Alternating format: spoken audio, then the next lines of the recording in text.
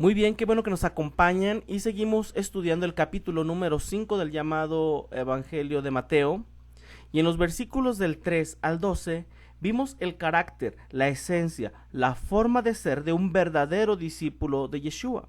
Ahora, de los versículos del 13 al 16, veremos en dónde y cómo mostrar nuestro discipulado en Yeshua.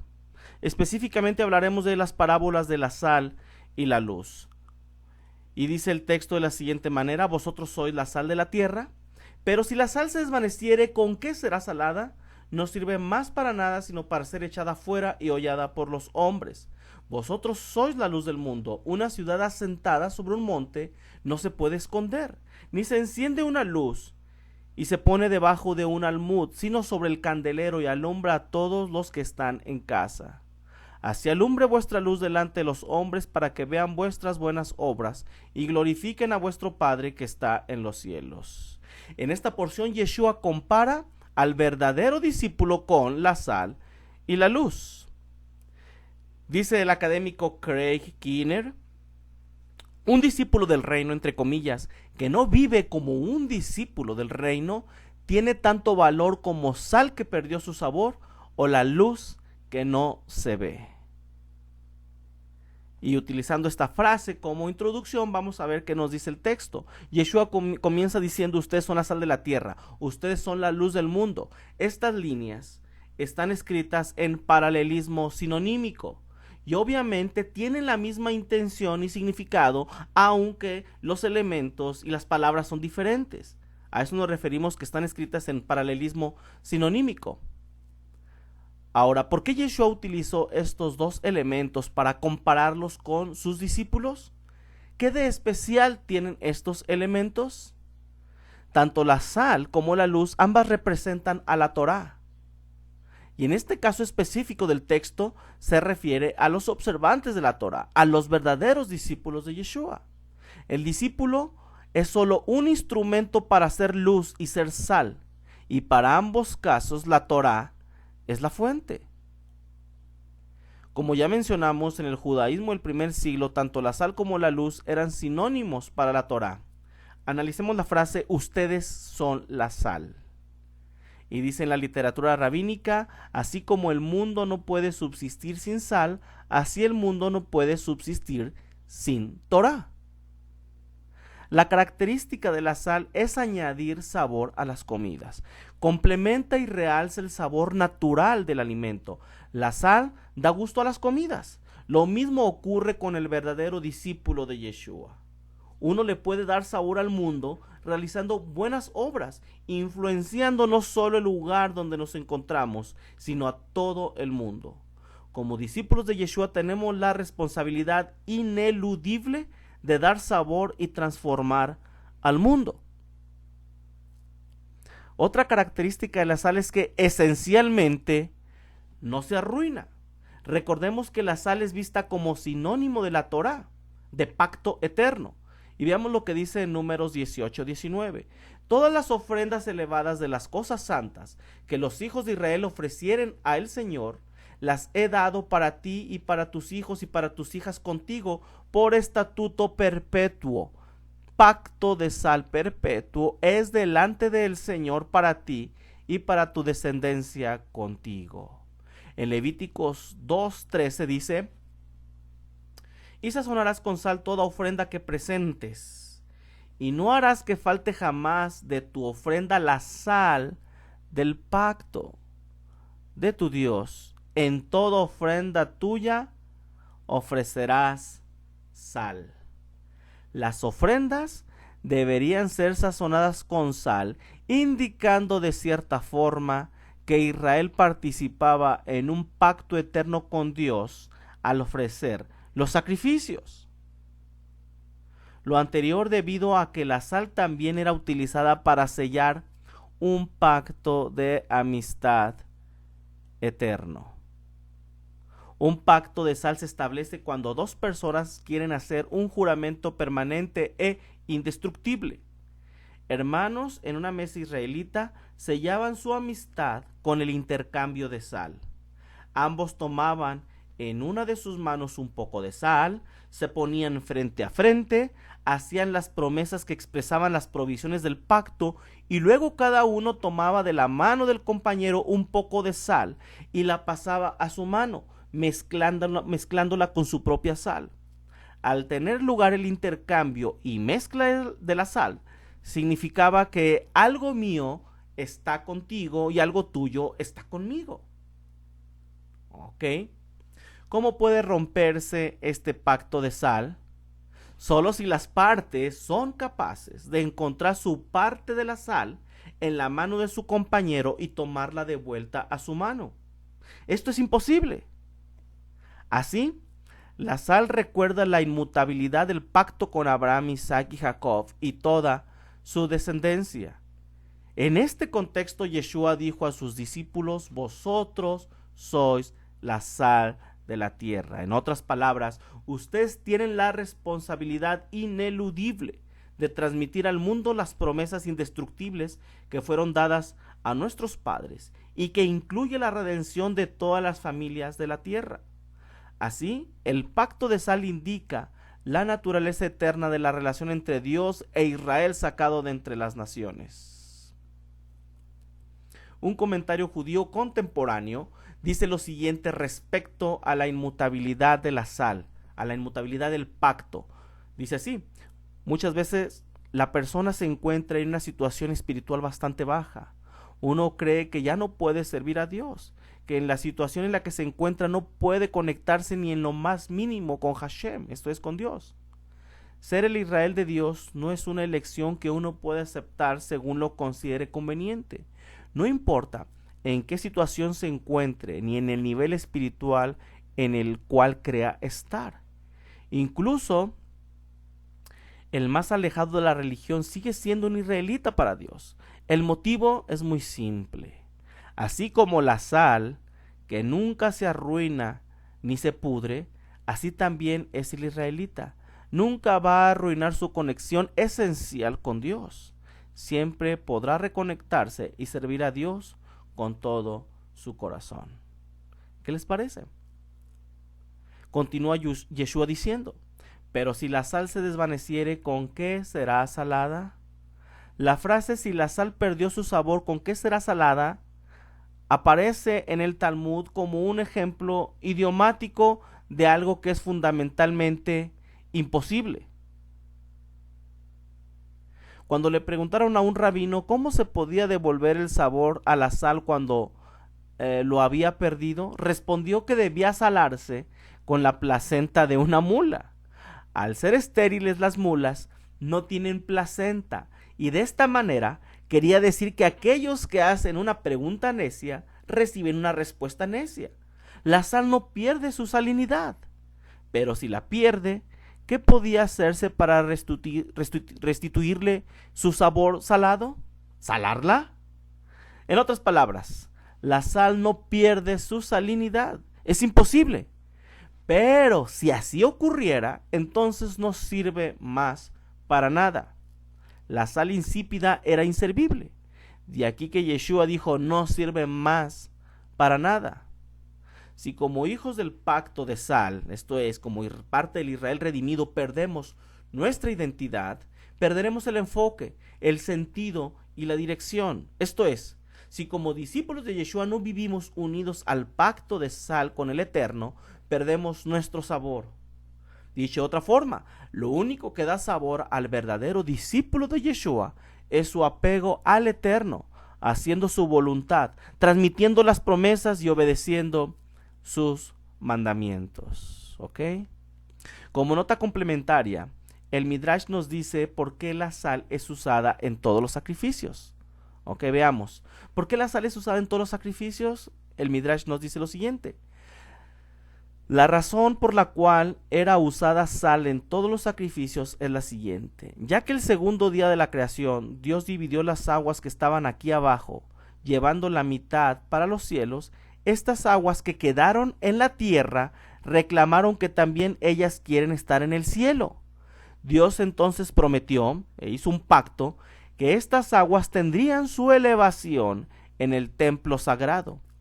Cuando sería usada la sal que se extrae del agua, en el altar, y también a través de la propia agua que era vertida en el altar en la fiesta de Sukkot. Esto es lo que nos dice el Midrash, que es muy interesante, solamente para dar luz, ¿ok? Para tratar de entender un poquito por qué la sal era usada en todos los sacrificios, ¿ok? Ahora veamos las palabras de Yeshua que dicen, ustedes son la luz del mundo, ¿ok? En todo el llamado Nuevo Testamento hay metáforas que giran alrededor de la luz y la oscuridad. Los creyentes son llamados hijos de la luz en Lucas 16:8, Juan 12:36, Efesios 5:8 y 1 Tesalonicenses 5:5. La armadura de Dios es también llamada la armadura de luz en Romanos 13:12. El llamado Nuevo Testamento habla también de los que andan en tinieblas en Juan 8:12 y Juan 12:35. Veamos algunos ejemplos en Efesios 5:8 que dice, porque en otro tiempo erais tinieblas, mas ahora sois luz en el Señor, andad como hijos de luz. En 1 de Tesalonicenses 5:5 dice, porque todos vosotros sois hijos de la luz e hijos del día, no somos de la noche ni de las tinieblas. Ok, pero ¿qué significan los usos idiomáticos de los términos luz y oscuridad? Para la respuesta vayamos al llamado Antiguo Testamento. En Proverbios 6:23 dice, porque el mandamiento es lámpara y la enseñanza es luz y camino de vida las reprensiones que te instruyen. En el Salmo 119:105 dice, lámpara es a mis pies tu palabra y lumbrera a mi camino. En Isaías 8:20 dice, a la ley y al testimonio, si no dijeren conforme a esto, es porque no les ha amanecido. En Isaías 51:4 dice, estad atentos a mí, pueblo mío, y oídme, nación mía, porque de mí saldrá la ley, y mi justicia para la luz de los pueblos.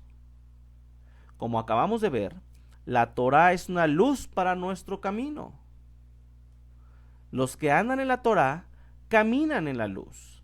Es por eso que el llamado Nuevo Testamento habla también de los que andan en tinieblas, como ya vimos en el llamado Evangelio de Juan 8:12, 12:35 y 1 Juan 1:6 y 2:11. Estos son los que no andan a la luz de la Torá. ¿Ok? Los que andan en tinieblas son los que no andan a la luz de la Torá. De ellos, en la llamada primera carta de Juan tenemos, si decimos que tenemos comunión con él y andamos en tinieblas, mentimos y no practicamos la verdad. Observe que Juan establece una relación muy estrecha entre no practicar la verdad y caminar en tinieblas, como lo vemos aquí. Andamos en tinieblas y no practicamos la verdad. Así, por el contrario, podemos establecer y entender que practicar la verdad es caminar en la luz. Ahora, recordemos que de acuerdo con Salmos 119, 142, la Torá es verdad. Por lo tanto, practicar la verdad y caminar en la luz se refiere a caminar de acuerdo a la Torá y practicar la Torá, obedecerla. ¿Ok? Esta metáfora de ser luz evoca también la misión de Israel como testigo de Dios en Isaías 42:6, que dice, yo el Señor te he llamado en justicia y te sostendré por la mano, te guardaré y te pondré por pacto al pueblo, por luz a las naciones. Continúa el texto de Mateo diciendo, para que vean vuestras buenas obras. Buenas obras. En el judaísmo, tratar de ser una buena persona no es suficiente. Se requiere un estilo de vida de estudio de la Torá y constantemente estar refinando las acciones y cualidades personales. Una de las formas para guiar las conductas personales son las buenas obras. En griego aparece como agatos, ergón, y en hebreo como Maasim Tobim. Maasim Tobim es el término general para buenas acciones y actitudes o acciones justas. La instrucción de Dios para ser una buena persona aparecen en muchas formas en la Torá, incluyendo lo que nos dice en Levítico 19 del 17 al 18. No aborrecerás a tu hermano en tu corazón, razonarás con tu prójimo para que no participes de su pecado. No te vengarás ni guardarás rencor a los hijos de tu pueblo, sino amarás a tu prójimo como a ti mismo, yo el Señor. Otras referencias a buenas obras en el llamado Nuevo Testamento están, por ejemplo, en 1 Timoteo 2, del 9 al 10. Dice así: asimismo que las mujeres se atavíen de ropa decorosa, con pudor y modestia, no con peinado ostentoso, ni oro, ni perlas, ni vestidos costosos, sino con buenas obras, como corresponde a mujeres que profesan piedad. En Tito 2, 7 y 14 dice: presentándote tú en todo como ejemplo de buenas obras, en la enseñanza mostrando integridad, seriedad, etc. Y el versículo 14 dice: quien se dio a sí mismo por nosotros para redimirnos de toda iniquidad y purificar para sí un pueblo propio, celoso de buenas obras. En Tito 3, 1 y 8 dice: recuérdales que se sujeten a los gobernantes y autoridades, que obedezcan, que estén dispuestos a toda buena obra. El versículo 8 dice: palabra fiel es esta, y en estas cosas quiero que insistas con firmeza, para que los que creen en Dios procuren ocuparse en buenas obras. Estas cosas son buenas y útiles a los hombres. Por último, en Efesios 2:10, porque somos hechura suya, creados en el Mesías para buenas obras, las cuales Dios preparó de antemano para que anduviésemos en ellas. La Torá y Maasim Tovim o buenas obras, por definición, van de la mano. Maasim Tovim o buenas obras son imposibles de guardar sin la Torá. Necesitamos la Torá que nos instruye, que nos dé dirección. ¿Ok? Como un comentario complementario, ¿qué significa bueno o buena? En el caso de buenas obras, bueno o buena. De acuerdo al académico Jeff Benner, el primer uso de esta palabra es en Génesis capítulo 1, donde llama a su obra buena. Siempre hay que recordar que los hebreos a menudo relacionan las descripciones con la funcionalidad. La palabra top sería mejor traducida con la palabra funcional. Cuando Dios miró a su obra, no vio que era buena o bueno, Él vio que era funcional. Algo así como una máquina bien engrasada y afinada. En contraste con esta palabra está la palabra hebrea ra. Estas dos palabras, tov y ra, se utilizan para el árbol de la ciencia del bien y del mal, respectivamente, mientras que ra se traduce a menudo como mal o maldad, se traduciría mejor como disfuncional. Así, top es aquello que es funcional, que tiene continuidad, que tiene propósito, lo que permanece.